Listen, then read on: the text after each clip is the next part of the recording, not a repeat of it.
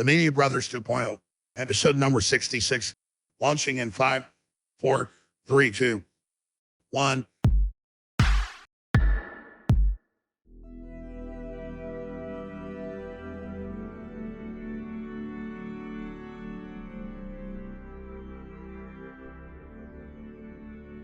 Media Brothers 2.0, episode number 66. This is Aaron. This is Andrew, man. 66. Is there some kind of 66 meme we could do? I don't know. No. I think there's like a Jedi thing. No. Order 66. Wasn't that when they killed all the Jedis? Somebody's gonna fact check me, and I'm probably wrong. I don't think so, but you could be possibly right. So I'm not 100% there's something 66, man. So what's up, man? What about Route 66? Ooh, is that? I thought that was. That's the most famous 66, bro. Yeah, you're right. Route 66. Route 66. That's the highway that goes. I think it's like in the desert or something. Yeah, desert highway. So like Route 66. There's also like a drink, right? Like a big gulp called Route 66 or something. They named it after the highway, bro. That's how famous the highway is. They're naming big gulps after it. The big gulp was named after Route 66, the highway, or is it the other way around? I don't know. So what's up, man? No, How you been, man? Route 66 is famous. I'm looking at your screen here, and there's some burnt hair. You gotta have to explain this to me. What's going on with that behind you? What is that? So Elon is selling burnt hair fragrance. Burnt $100 hair a fragrance. bottle. What does that mean? Or cologne. Is it so it's like a burnt hair perfume? I have no idea what it. I'm assuming it's supposed to smell like burnt hair. You have no idea what it is. I bought some. You bought one. It's a collector's item at this point, right? Well, maybe. I mean, he already sold 20,000 bottles. So 20,000. How much does it cost? Yeah. That's my question. $100 a bottle. $100. He's selling burnt hair in a bottle. Seems like a meme in real life. Good old Elon. This reminds me of the not a flamethrower. I'm buying it just for the resale market. Now, the flamethrower they only made 10,000 of, and I guarantee you those are worth money. Oh yeah, I mean, there's TikToks and there's videos of the the flamethrower. He's selling it through his boring company, which is the same company that does the tunnels. That's right.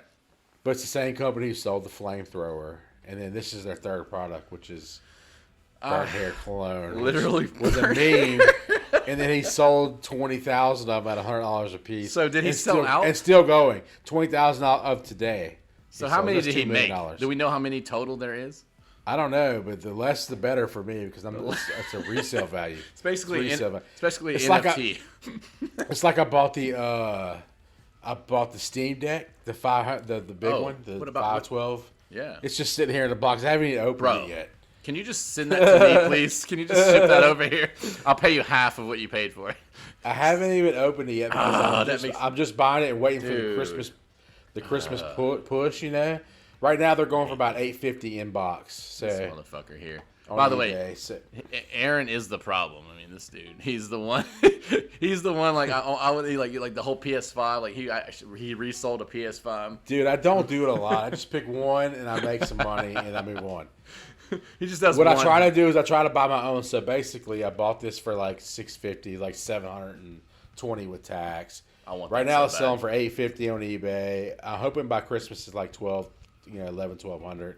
I'm hoping it gets that high, but it may cap out around 1,000. But I still can make $350 on it.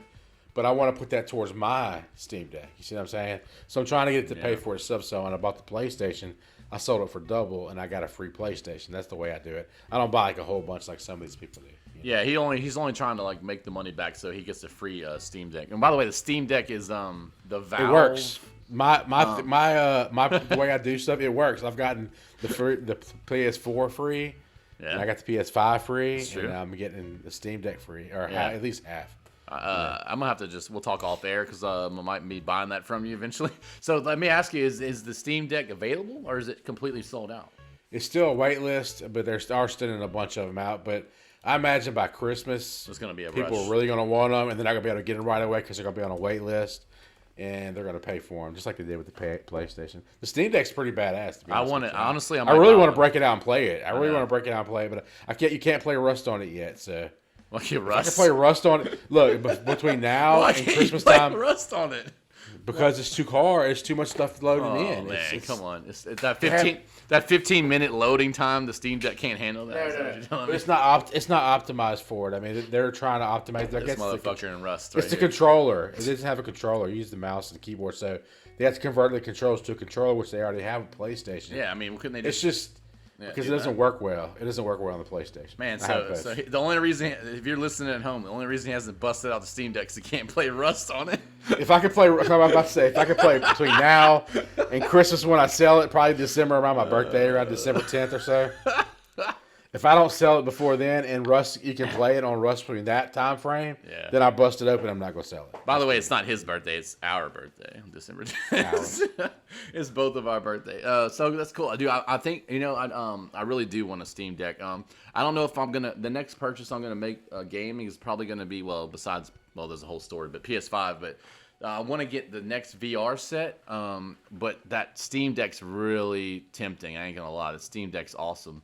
Are you talking about the PS5? Yeah, PS5? The PS5 VR because Meta launched theirs this week, and it's $1,500. I know the Meta $1,500. So Meta put their VR set. It's the Oculus. I forgot what it was, like Pro or something like that.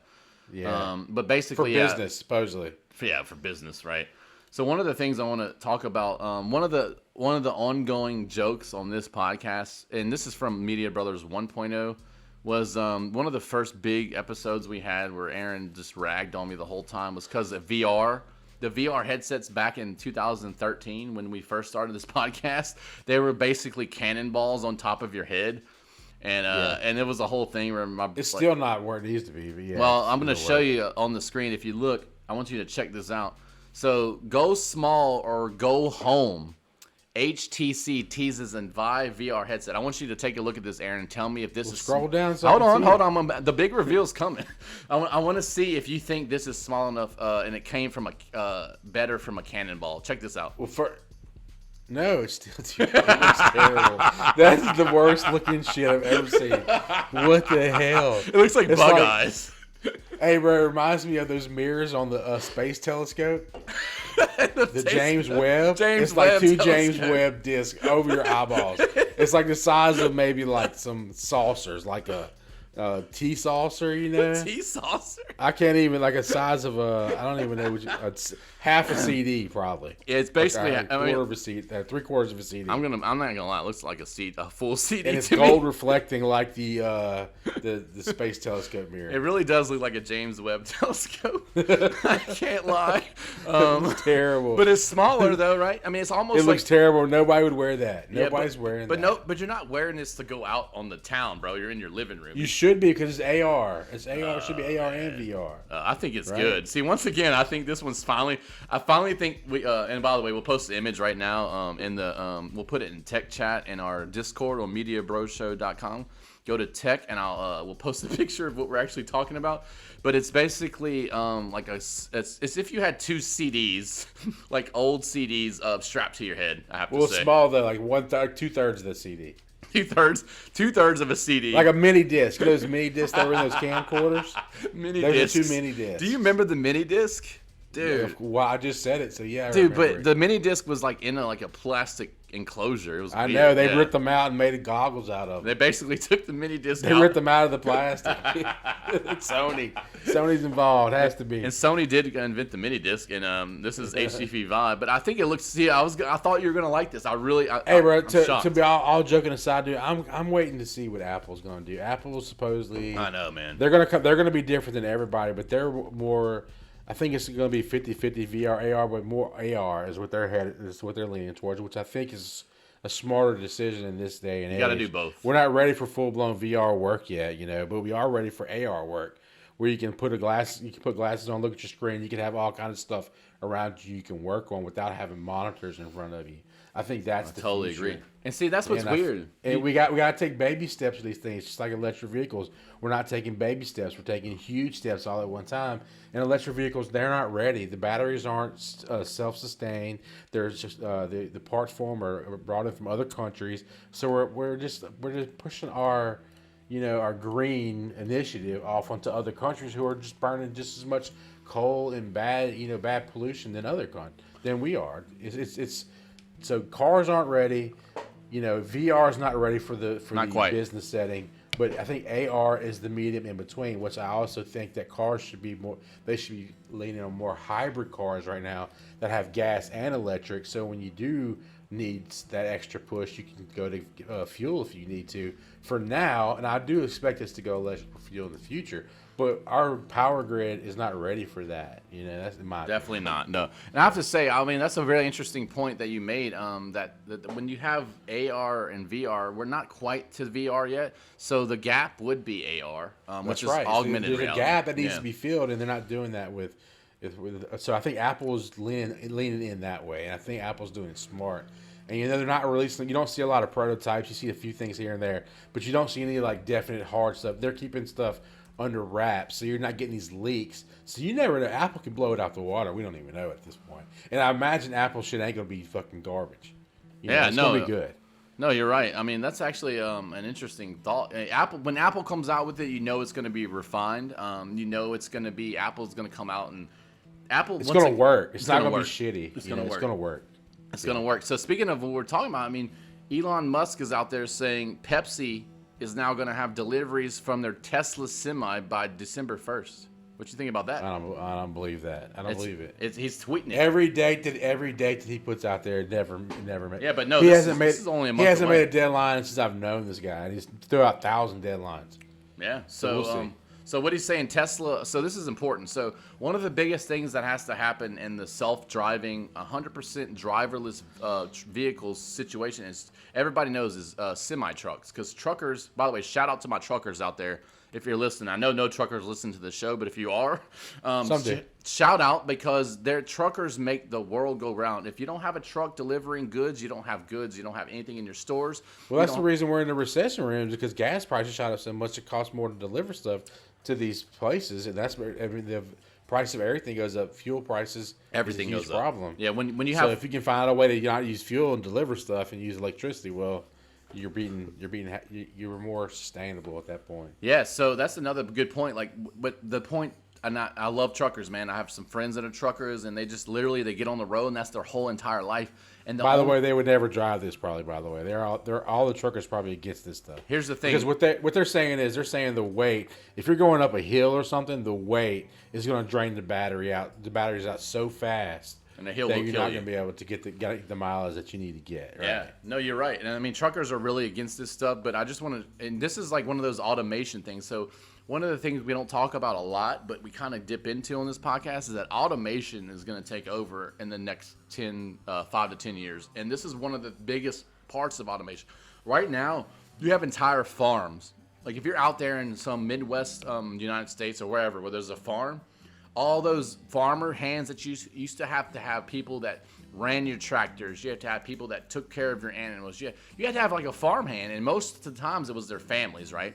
It's all computerized now. Now it's all from an app. Yeah. So all these big machines that are cutting your grass, that are tilling the soil, that are actually planting the seeds, that's literally in an app in one farmer's hand. Like the dude that owns the farm, he has it all automated with an app now. So a lot of the farms are already being automated. The next thing you have to get is the trucks, the big semis that are delivering all the goods everywhere. These have to be automated. So it's crazy that Elon's pushing this. One of the biggest things that has to happen is the semi trucks that deliver all of our goods. I'm talking about everything. If you go to Walmart, well, he's saying it has a 500-mile range. A diesel truck, I guarantee you, gets like 12 or 1,300 miles. So that it does, but you have to use the fuel now. That's like $9 a gallon. Yeah, but then how long does it take to recharge this? I don't know. It's like 45 minutes or something. I don't know. You know what I'm saying? I mean, where? I don't know. I mean, plug it into and where do your they house. charge that? It's a lot of questions. Well, that's a good point. If you have before December 1st, I think that's stupid to say it's going to happen December 1st. Aaron brings up a good point. Like if you're driving. Okay, hold on. So real quick, the actual tweet says excited to announce start of production of Tesla semi truck with deliveries to Pepsi on December 1st. So Pepsi's not actually using them December 1st. They're starting to build the fleet on December 1st. Yes. So we'll load this. So a fully, we'll continue. This is from Teslarati, which is the biggest Tesla site on the internet. So, quote: the fully loaded Tesla semi can accelerate from 0 to 60 miles per hour in 20 seconds. That's pretty good. for a big truck like that. Has three independent motors on its rear axles with remote diagnostics, over-the-air software updates, fewer rear moving parts that enable operators to spend less time at servicing centers. So they're saying that your truck's not going to break down as much. I don't believe that, but that's what they're saying. And right now, the biggest knock on Tesla right now is that they kind of break down. There's not a good Tesla lifespan of a full Tesla car. So I don't know how you translate the trucks and say they're not going to be at service centers, but that's what they're trying to say.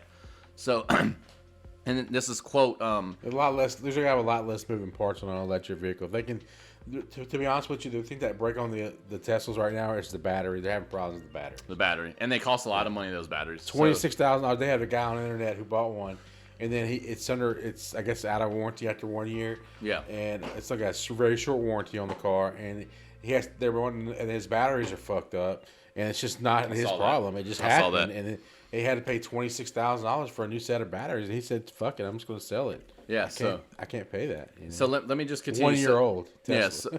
Yeah, 1 year, and he had to pay $26,000 is an entire used car that you can buy, or even almost a new car if you get like a Corolla or something, Toyota.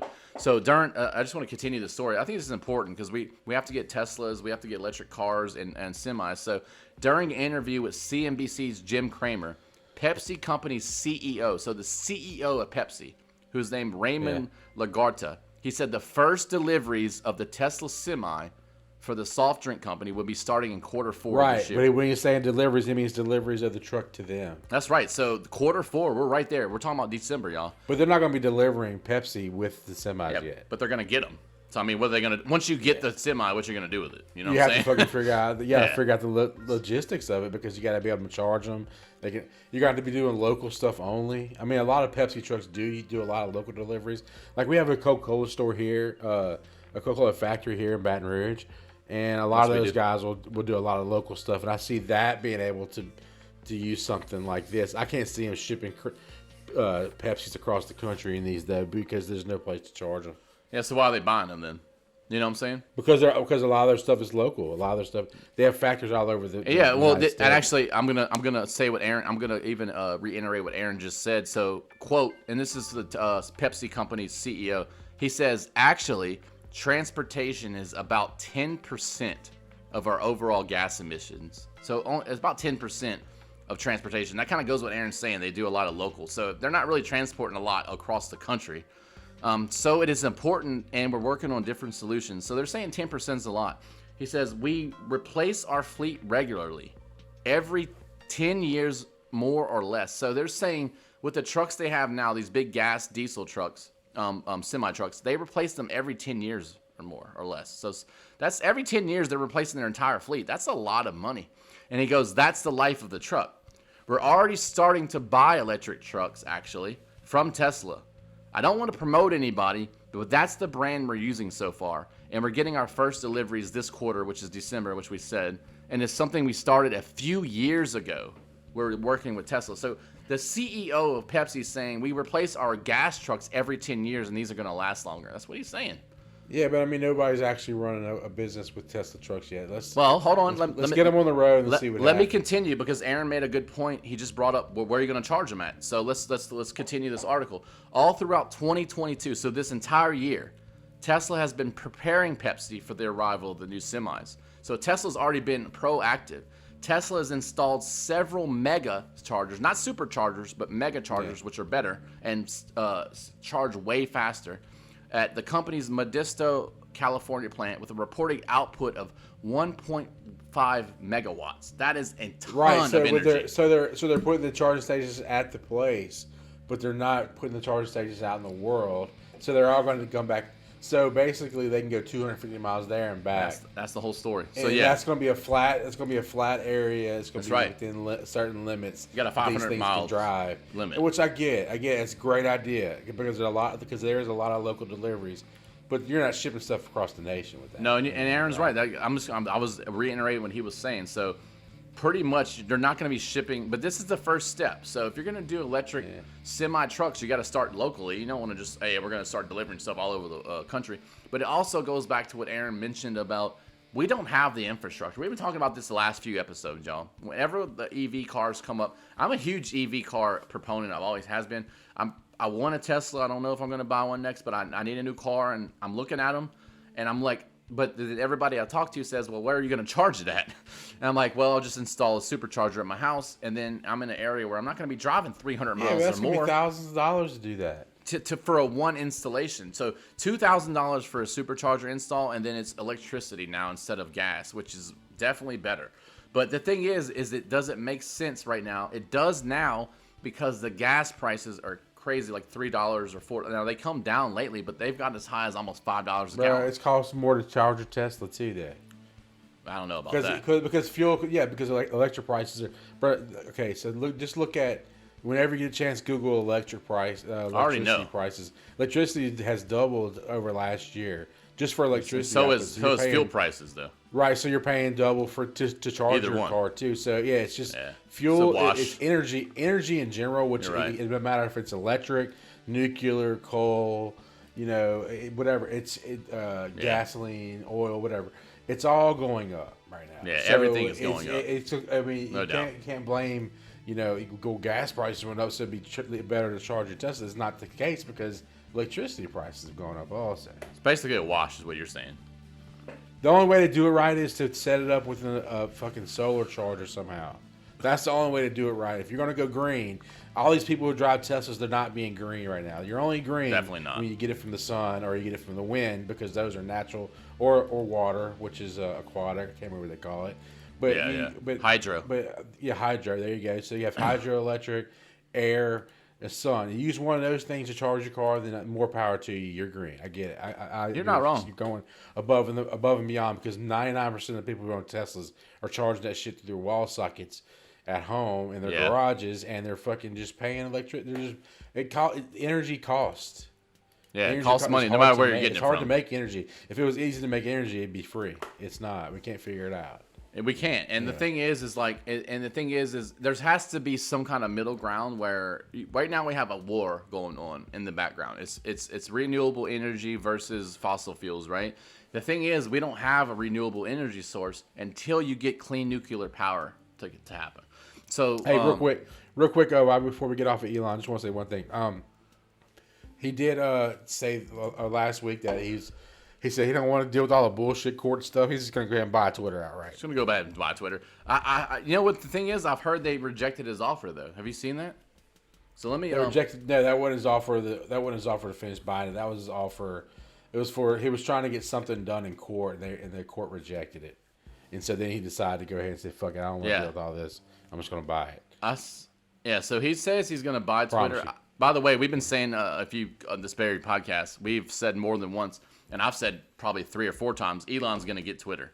Elon already knows that Twitter is, he was like 3 steps, maybe 10 steps ahead of them. And he called them out on the bots, and they tried to say that they only had blah, blah, blah. It didn't work for him, so he's paying full price for it. Well, he tried to come out, he's actually going to pay more. He's going to end up with it. That's the thing. And regardless, it doesn't matter. He's going to have control over it, and people are losing their minds. Yeah, and they still are. And they the funniest thing is there's 2 events, and I'm just going to say the other one, and whatever you want to say, you can say. There's 2 events that were hilarious to watch in real time. One of them was Elon when he offered to buy Twitter. Everything came down. It was like the whole world stopped, and they're like, "What are you talking about? You can't buy Twitter." And like Twitter blew up, Facebook, Instagram, everybody's like, "He can't buy Twitter." That was like one of those moments, if you were watching in real time, it was one of those like major moments in history. It's like all of a sudden Elon's offering to buy Twitter, and everybody freaked out. It's hilarious. And the thing is, it's all documented, and you can go back and see it. The other one was when Donald Trump won the presidency in 2016, and everybody flipped out. It was the most hilarious thing ever. And there's like YouTube videos you can go see of like all these mainstream news websites, and even like mainstream channels. And like it was like they all realized that Trump was going to win, and all of a sudden the whole world freaked out. That's the other thing that reminds me of what happened when Elon offered to Twitter, and everybody just lost their minds. And that's all documented. I'm not speaking out of school here. You can go and see. You go and see when Elon offered Twitter, or when Trump actually was going to win in his first time he won presidency, and just the whole entire world blew up. And it was like a lit moment in history. And that's what happened when Elon's going to buy Twitter. And I've stood behind Elon at the beginning of this podcast all the way through. And I knew the minute he offered to buy Twitter, he was going to get it because he's smarter than most people in the world.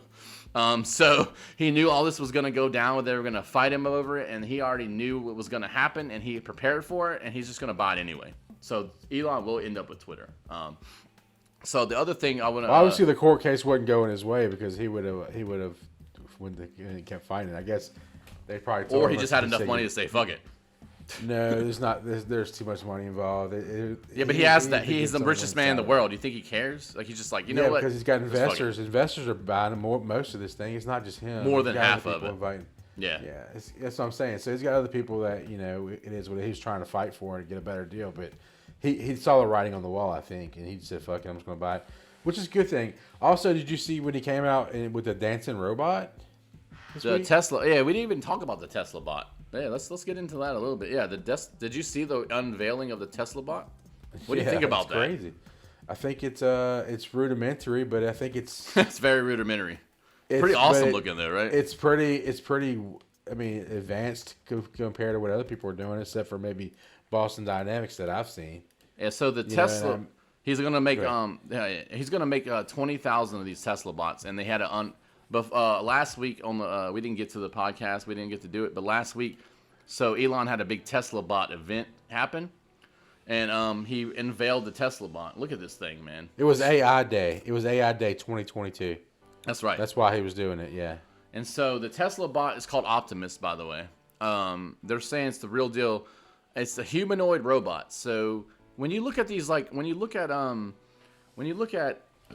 like people in AI and Terminator and stuff, we're getting close to that, right, Aaron? You have to think. I'm just saying. This looks like a Terminator, or what's the Will Smith movie? I Am Legend. Is that the one? No, that's not it. iRobot. It was iRobot. It was I something. Yeah, iRobot. That's kind of reminded me of more than anything.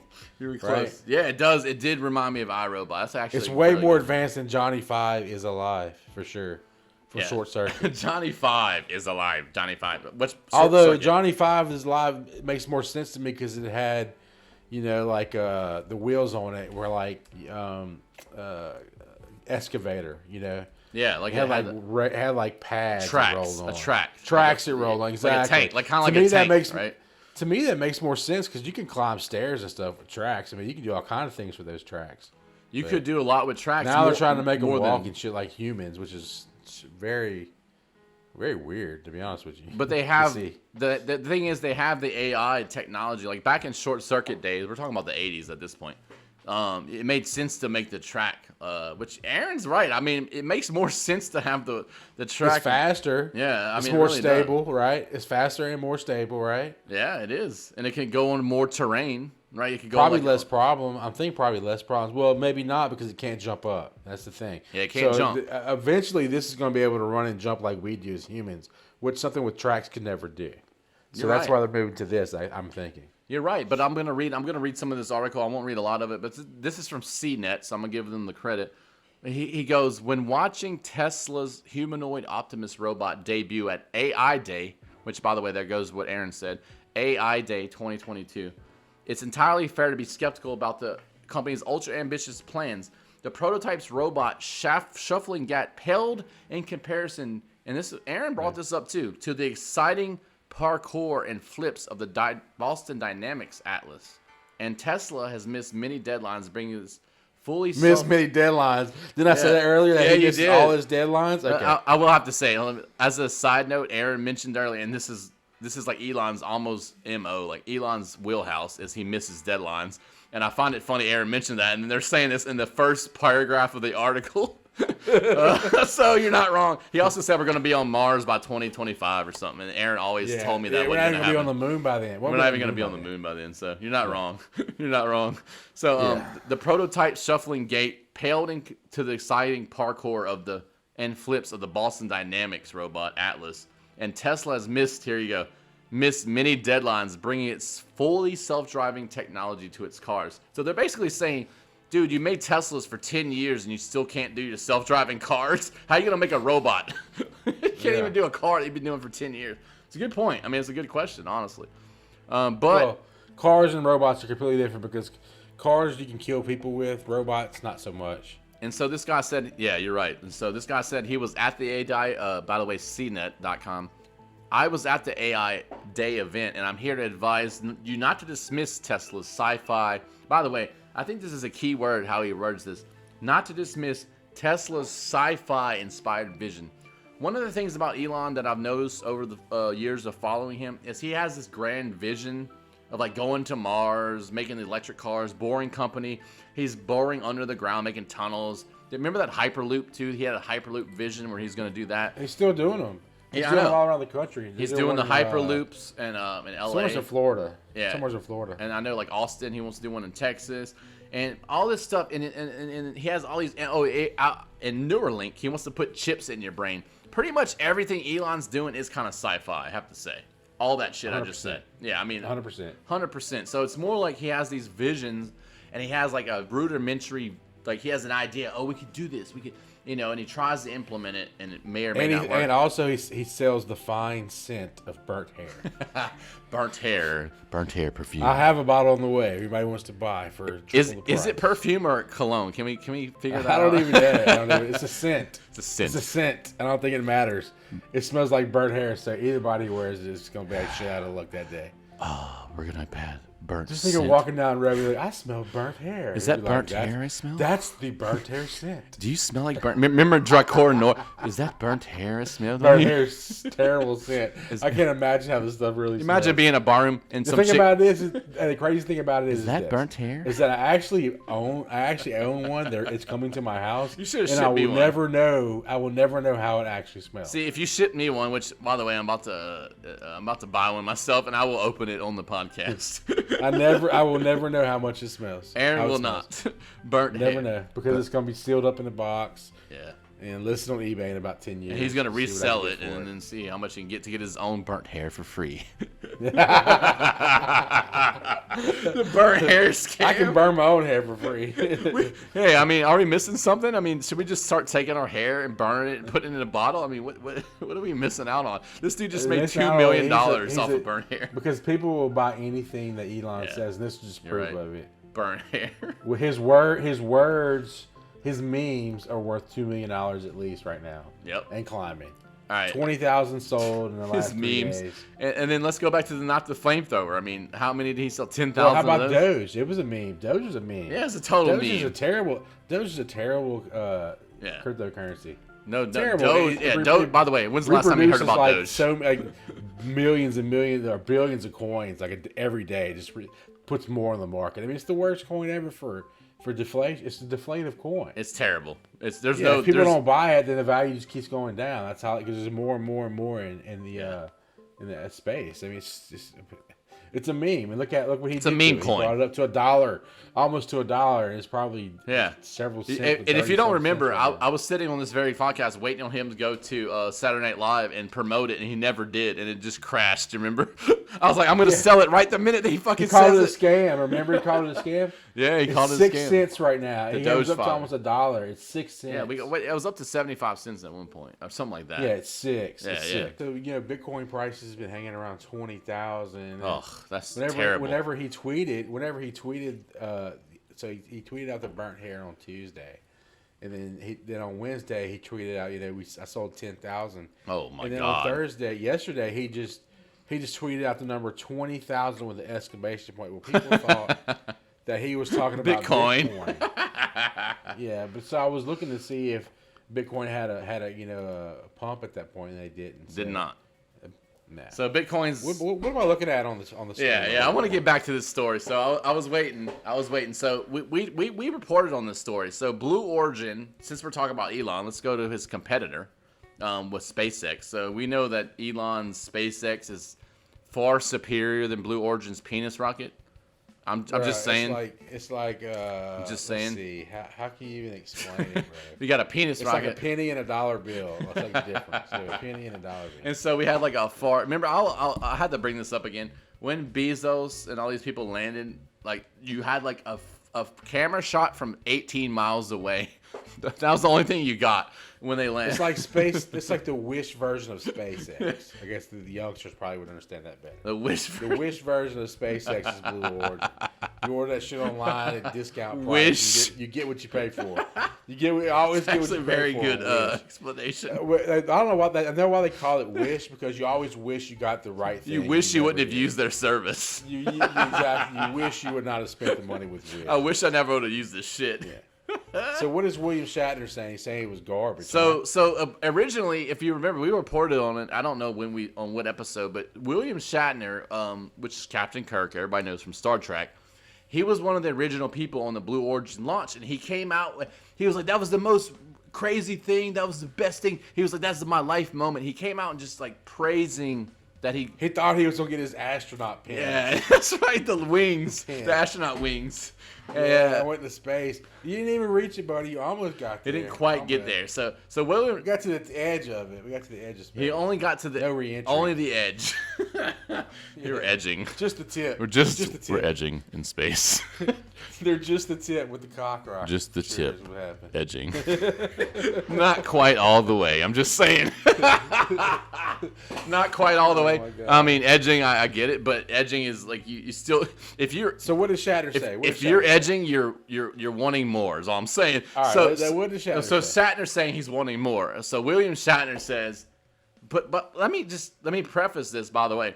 He said it was amazing when it first landed. He was like, that was the best. Obviously, that was for press, for Jeff Bezos. Now, now all of a sudden, this is like months later, William Shatner called, and this is from TMZ. I'm going to give him credit because TMZ is one of the biggest gossip sites in the world, so I can't not give him credit. But William Shatner called Jeff Bezos' Blue Origin spaceflight a profound experience upon when he landed back to Earth. But now, he's saying it was actually a huge bummer. He said it sucked. Basically, he's saying in a book, by the way, so he has a new book coming out, which, by the way, I think I got roped into promoting his book, and thank you, William Shatner, on this podcast. But you know what? I'm just going to keep going with it. But what did he say about it? I know, I'm getting there. What was the reason? So the book's called, I'm going to shout out his book because this is where it comes from. He has a new book out there, William Shatner, or Captain Kirk, called Boldly Go, Reflections on a Life of Awe and Wonder, by the way. So he basically says, let me just... my trip to space filled me with overwhelming sadness, he says. So he said, here's the quote. It says, let me say, I'm going to read the quote from William Shatner's book. This is William Shatner himself quoting. So he goes, I thought that going into space would be the ultimate catharsis of that connection I have been looking for between all living things. So this is very wordy. He actually brings the film up Contact. In the film Contact, when Jodie Foster's character goes to space and looks out into the heavens, she lets out an astonished whisper. They should have sent a poet. But he goes, this is Shatner, I had a different experience because I discovered the beauty really isn't out there. It's down here with all of us. Leaving that behind made my connection to our tiny planet more profound. So I'm not going to go further with this story. This sounds like Shatner's trying to sell his book. And he's like, the real awe and wonders on Earth. That's what he's kind of saying. The last part of the statement is, my trip to space was supposed to be a celebration. Instead, it felt like a funeral. Yeah, I mean, so obviously he wasn't impressed because you know what? He didn't even go to space. So obviously he's not going. He wasn't really going to space. He was in he was on the edge. Get on SpaceX and go around orbit 3 or 4 times, and then come down and tell me what you fucking really think. That's what I'm trying. Go to orbit for like 3 or 4 days and then with come a shitty toilet that doesn't work, but for 3 days, and tell me you didn't fucking experience space for real, Shatner. Dude, you know why he couldn't go on that? Because his heart couldn't take it. He's too old. So let me tell you, he definitely aged out of that fucking trip for sure. So Shatner, when piss is flying in your face, let me tell you about what space is really like. Yeah. The stench of space. It'd be his new book title. So the stench of space should have been his book title. That's a great one. So I'm going to quote this because I think this is an important quote from his book. He goes, the contrast between the vicious coldness of space and the warm, nurturing Earth filled me with overwhelming sadness. He goes, every day we're confronted with the knowledge of, and I'm going to read it like him, in further destruction of the Earth at our hands. The extinction of the animal species, of flora and fauna. Things that took 5 billion years to evolve, and suddenly we'll never see them again because of the interference of mankind. It filled me with dread. My trip to space was supposed to be a celebration. Instead, it felt like a funeral. So that's what William Shatner said. So he's basically saying, hey, space was cool, but it made me realize Earth is where it's at. I mean, I do get what he's saying. I mean, space has to be cold and like cold and dark and not a lot of stuff going on up there. So boring as shit. Yeah, I mean, and boring as shit. So it feels He didn't. Let's not be real. He went up and came straight down. So basically, he's like throwing a rocket to the sky, throwing a rocket to the sky, and watching it fall. He wasn't even in orbit. No, you're not in the space unless you're orbiting the Earth. Let's be real. You're not in space unless you might be fucking very fucking high, but you are not in space, bro. Yeah, pretty high, but you're not in space. I want you to orbit the planet at least one time to be considered a fucking astronaut, bro. That should be the rule. You have to. Bottom line, that should be it. I don't care who makes those rules. That should be the rule. Yeah. You got to orbit. Yeah. So I agree with Aaron. Like if you're just space, that ain't space. If you just fly up, that's a fucking that's a high. That's one of those shot into the clouds. What are those rides at Disneyland when it's like an elevator that shoots up in the sky? That's all that is. Yeah. Hot shot. Is that what it's called? Hot shot? Maybe. Nah, it's like boom when it. I was thinking more of a Tower of Terror on the way down.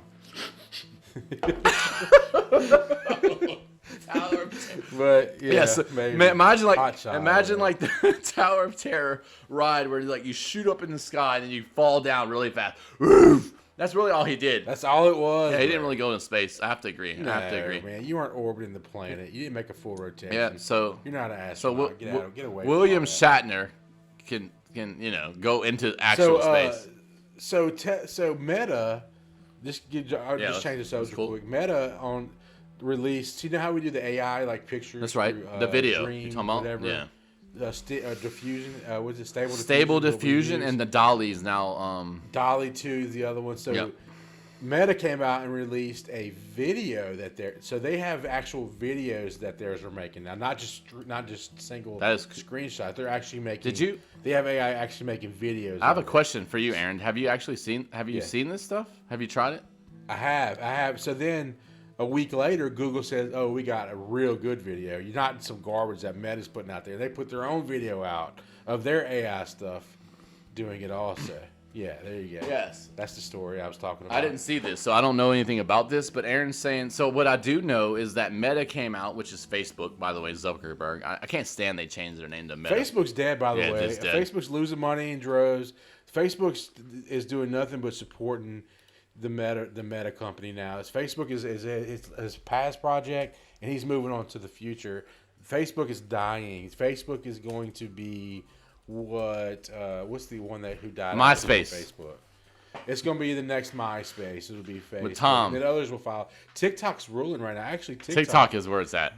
They started buying distribution centers to start selling stuff like Amazon. Did you hear that? I did not. That happened this week. I did not. Yeah, so they're actually about to get into the you know what else marketplace. So you know what else they're doing? I've learned. So TikTok. I've been a huge TikTok anti-TikTok person until recently. Aaron got me into TikTok, and I'm kind of it's just fun. Well, other people have talked me into it, and I'm like, hey, okay, it's actually good. So now Aaron's telling me TikTok's buying like warehouses. Also, TikTok's making music record companies. So they have one of the best. They have one of the hottest record companies in the United States right now, worldwide. Probably. So TikTok, they have probably the number one. If you look at the top charts, they're all TikTok songs. That's all promoted by TikTok. Yeah, so TikTok might be taking over with people not even realizing it because they're doing record companies. TikTok has comedy. TikTok has DJs. TikTok has. I mean, and TikTok. Also, people 30 through 18, their number one source of news is TikTok, and that's the most recent surveys that just came out. 30 through 18, yeah, so I believe that. So people 30 through 18-year-olds are turning to TikTok to get their news now. They're not even looking at CNN and Fox. Those are all dinosaurs. Dude, I've actually discussed this. So I don't know if I actually said it on the show, but I'll tell you right now, and this will go with what you just said, Aaron. So if you ask an old person that's like 60 or above where they get their news from, it's like the newspaper, right? So 50, 40 or above is like the news channels. I don't know about hold on. Anymore. Well, I mean, the newspaper's still out there, so somebody's reading it. Barely. Somebody is. The older fuckers are reading it. It's dead, too. It is. That's what my point is, though. And then you skew younger, like our mom's age, 60 and 50-year-olds. They're getting their news from, like, the Fox News, CNN. So television news, right? You keep skewing younger. You keep going. Newsmax. Yeah, Newsmax. Yeah. I mean, all that stuff. I mean, you have these alternate news sources and stuff. So you keep going lower, right? So now you're 30 and 40 years old. So now we're talking about me and Aaron. Where do you get your news from, Aaron? Apps. apps. and TikTok. I get mine And TikTok. So TikTok, and I use the Google News feed, so apps. And then go ahead and start to ask teenagers to 20-year-olds where they're getting the news from. 230. It's 230. Through 30. They're getting. I'm talking. They're getting 90% of them are getting their news From TikTok. And here's the thing. I read an article not too long ago that said, and this was like an older person, like somebody that's older, and he goes, this was an article. I wish I could pull it up now, but I'm not. But he goes, I searched my news through TikTok search bar, and basically he said he used the TikTok search as Google search, and he got more news that were up to date than any other news source in the entire world. So he goes, that and Twitter. Twitter's the other one that has Twitter. all the new stuff. But Twitter, you'll get somebody's opinion a lot of the time. Yeah, Twitter. TikTok too, though. TikTok. Well, they're also. both the same. You just got one that's pure video. The thing about the thing about with TikTok is Twitter has an algorithm and it dumps a bunch of stuff that. But TikTok is you're always looking at somebody else's stuff. Always, you're not really, and you're following some people, but you're seeing a lot on your For You page. You're seeing a lot of people you've never ever seen before. And so that makes a huge difference because the algorithm with TikTok is so strong.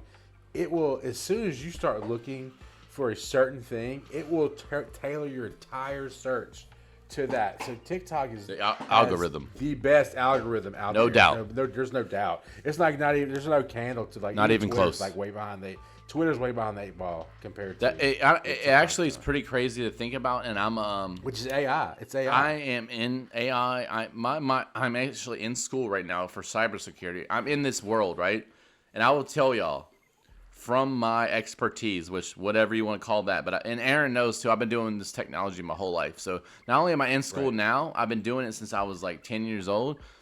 TikTok is well over and beyond anybody else that's out there with the algorithm. Like they're not even close. Like if you want to go see that, there's a good movie to watch about. And that's Chinese too. China owns that company. It's a China government. So China is taking all your information. By the way, TikTok is one of the worst apps for privacy. Absolutely. Privacy. There's no privacy. None. They can if you look at the terms of service for TikTok, they can go into your phone and look at all your everything, pictures and all kinds of stuff. And they'll not that they're doing but they can, and they can also send it back to the Chinese government. So the point is that TikTok, there's a movie called The Social Network.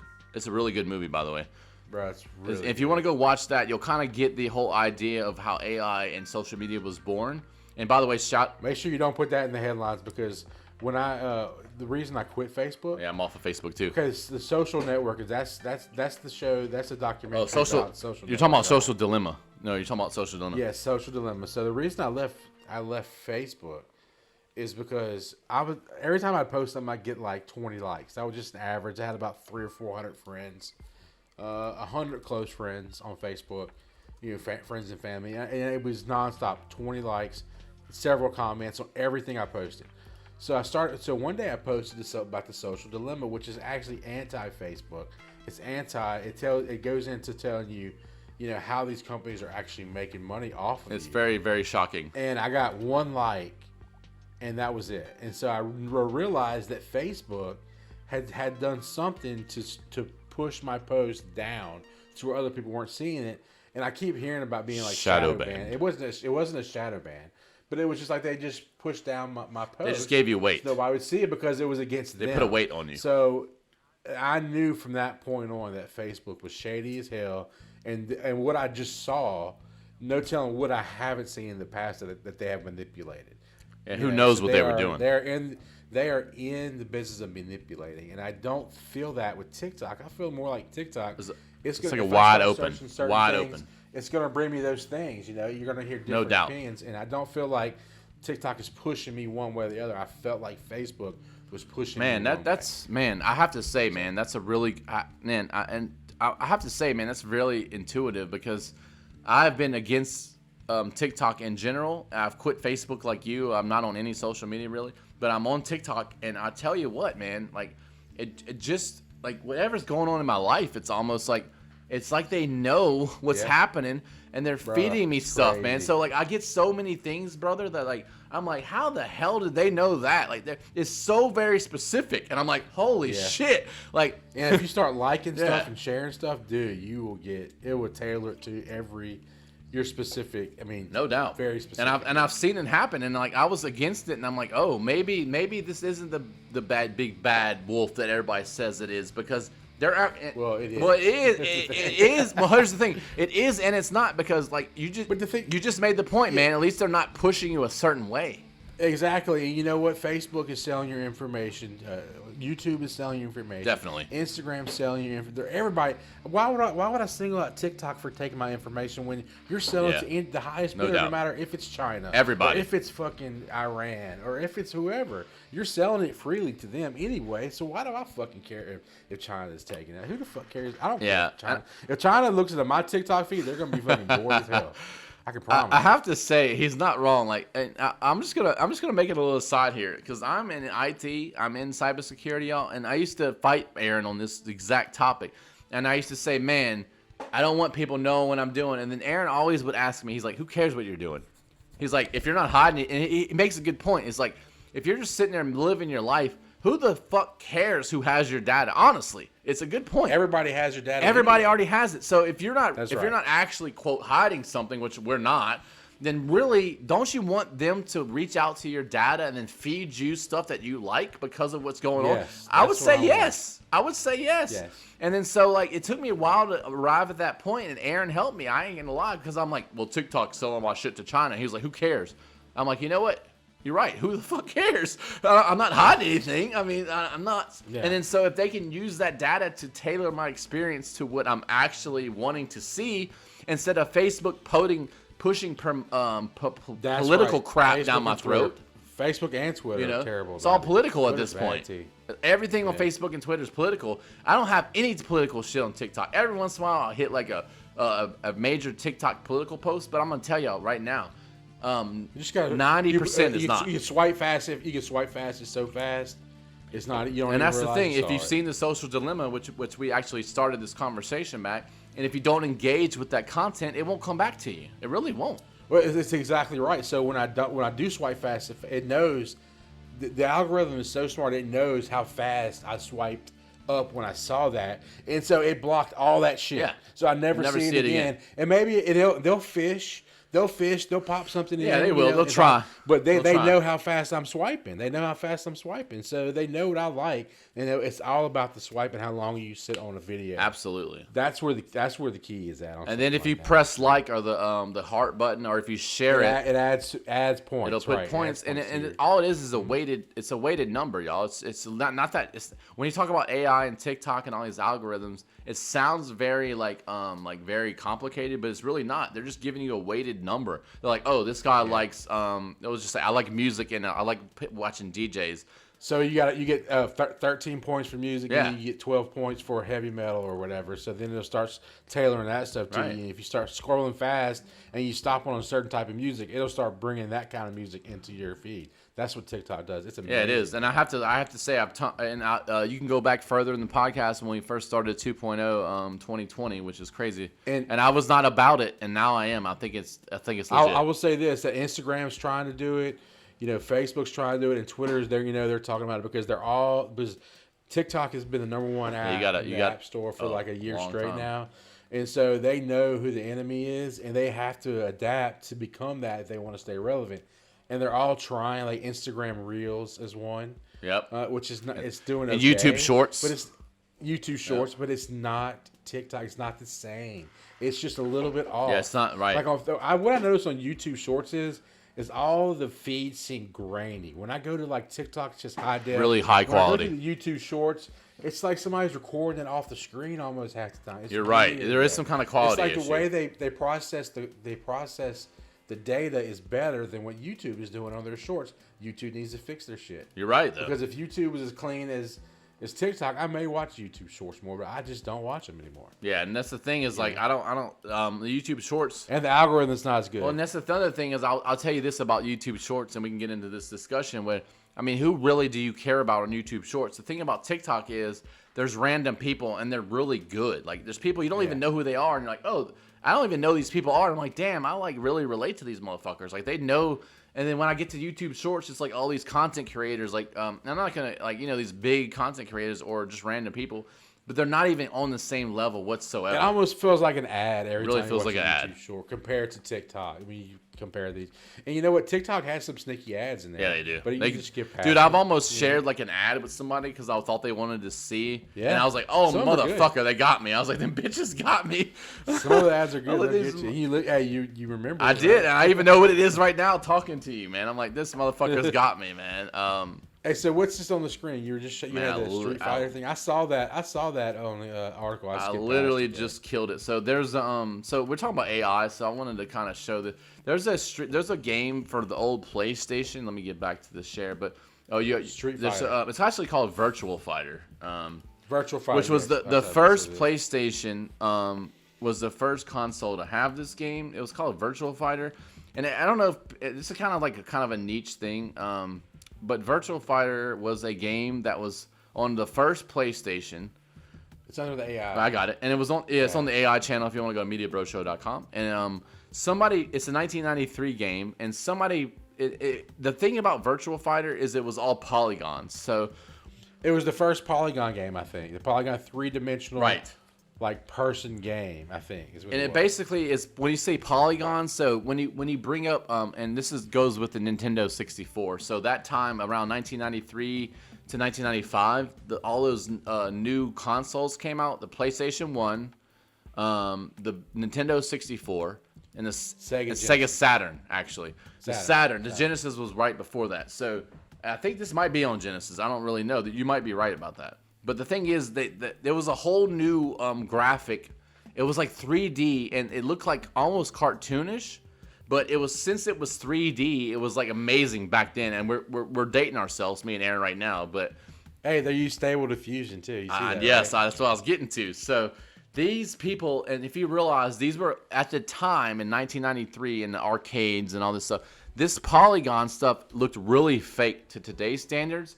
But back then, the polygons were like, oh my God, it's 3D. Like, it looked amazing, man. It's your first 3-dimensional character. Yeah, and you're like, holy crap. And you had a fighting game where it looked like the camera would pan around the fighters and like show you replays and almost like an instant replay on an NFL game. And it was all like something you've never seen before. But by today's standards, it looks really rudimentary. It looks like some crap, right?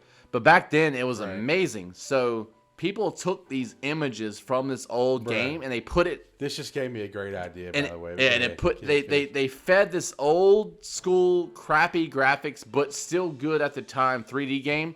They fed it into the AI art that we've been promoting on this show for the last 2 weeks or so, the Stable Diffusion AI art, and they plugged these images in and they made the AI like draw over them, and it makes it look like a real person, bro. It freaks me the fuck out. It really does, man. And so let me ask you something, Aaron. Hey, what I was saying was, why can't we just go through like, go through old games and have like the scenes of the old games, the most memorable scenes of each game, taking screenshots of that, running it through, and making NFTs out of that. Oh, well, NFT. So he brought it all the way home to NFTs. That's actually a great idea. Like, I think we're talking too much on this podcast about this idea. I'm just saying, that is a great idea. Like, we can go back to the old Zelda. Think about that. We can go back to the old Marios. We can go back to the all that old stuff. Like, and we can Duck Hunt. Dude, we can make a new Duck Hunt in real life. Like, stay tuned for the Media Brothers. I want to do a couple of them and see how it comes out. I'm gonna pick like 5 games. That's what we're gonna do. And before next show, I'll have them posted. So AI art. We're gonna have an AI channel. Stay tuned for the Media Brothers updated. I haven't added stuff to the art gallery channel. If anybody wants to go see the art, Yeah, it's actually very cool. AI's been making. Very cool. I got my spacesuit NFT project going. I put a bunch of them on there. Yeah. To show everybody. It's awesome. So AI is changing everything. So we can go back to the old games me and Aaron used to play. And you know what? We need to make a list of all the games me and you played together when we were kids. And we can do the AI updated version of them. I mean, why not? I mean, I can go through all the games that we played. Like, I mean, we can say Mario. We can say, remember Spy vs. Spy? Remember that? We can play all the games we owned and put them through the AI. We can update the AI crap. Like, dude, I'm not going to say at this point, we're at the end of the show, but I'm going to say AI is about to change the entire world, y'all. If y'all are not ready for it, it's coming. I have the Stable Diffusion AI set loaded on my laptop, and I can pretty much type in anything that I want to. Anything. And I can also load an image So I can put any kind of image, like I can take a picture of this can right here, for instance, and I can put it in here, and I can type in what I want the AI to do with it. And so AI is about to, and then we didn't even get into the article at all about Facebook Meta made an AI video generator, and so Google said, hey, I got my own. And so we're about to have AI video, y'all. And then we've actually talked about on this podcast, when is it going to be the point where entire movies and TV shows are 100% AI, brother? I think 5 years. I think 5 years you'll have your first one. I think it's very close, brother. I think it's very close. Yeah, because people are going to take it and they're going to start editing it and piecing it together correctly. In fact, you'll probably have your first.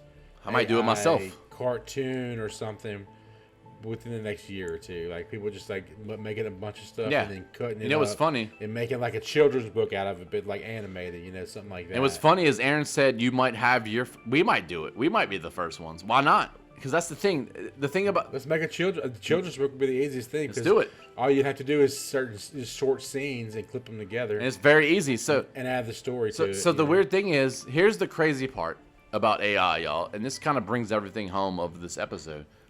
If anybody can do it. If me and Aaron can sit there and make a children's book, who else can do that? Everybody. If you have access to technology, right? So think about the content that's about to explode, brother. If anybody can make AI art and videos and books and images and artwork, this whole world's about to change once people get access to the technology, man. We're in a unprecedented times, everybody. I'm just telling you right now. AI is about, and I've said it the last couple episodes. Every time AI comes up, just wait. It's coming.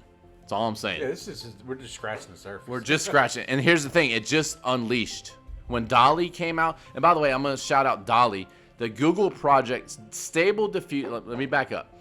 Stable Diffusion rushed their algorithm out before DALL-E because they knew that DALL-E was going to take over. DALL-E is now available to the open public, so anybody listening to this podcast it's DALL-E, like WALL-E. Remember there's a Pixar movie called WALL-E? DALL-E, but it's DALL-E 2. Yeah, and then so you put DALL-E instead, so you're talking about DALL-E, DALL-E, DALL-E 2. So if you search DALL-E 2 like that, like I just told you, anybody can go now and use that prompt and start typing whatever you can think into that prompt, and it will create your artwork. So anybody can do it. So my point is, dude, when does the content stop? Like before the AI came out, you had to have talent. Like right now, like I'm making music. I'm working on my editing. Editing. I'm working. Is the talent? That's right, and you're right. I'm working on my Shard 2 album, which I'm like halfway through, and I've spent I spent hours, dude, like months on this album. And then I'm just seeing in the future, like all that work I'm doing, somebody's just gonna be able to just say click, click, click, click, and type in some shit and get something close to what I'm doing. And so, and they don't have any talent. So talent's about to be washed out because of the AI, y'all. It's coming. I'm just saying. Well, the fact that you have to edit it, so editing will be like editing's gonna be the editing's gonna be the art, because you're gonna take all this crap and you have to make something. You have to make something enjoyable out of it, especially when it comes to like videos and stories and music. It's got to make sense. The computer doesn't know how to. AI doesn't know how to make sense at this point. It's just taking stuff and regenerating it basically at this point. And Aaron's right. So that's actually a very good point. AI can generate content, but it cannot curate or edit it. So they're just gonna give you a bunch of shit. And so you'll still have storytellers, but they'll just be telling the story differently. It's the artists that are going to inherit the most. You're right. People actually draw. Very interesting. The storytellers will still be out. Or the musicians, like you're still going to be needed, but at the same time, it's going to change the entire landscape, right? I think so. Yeah, true that. All right, man. All right, bro. It's been an hour. Yeah, we're out. So everybody. MediaBroShow.com. That's right. MediaBroShow.com.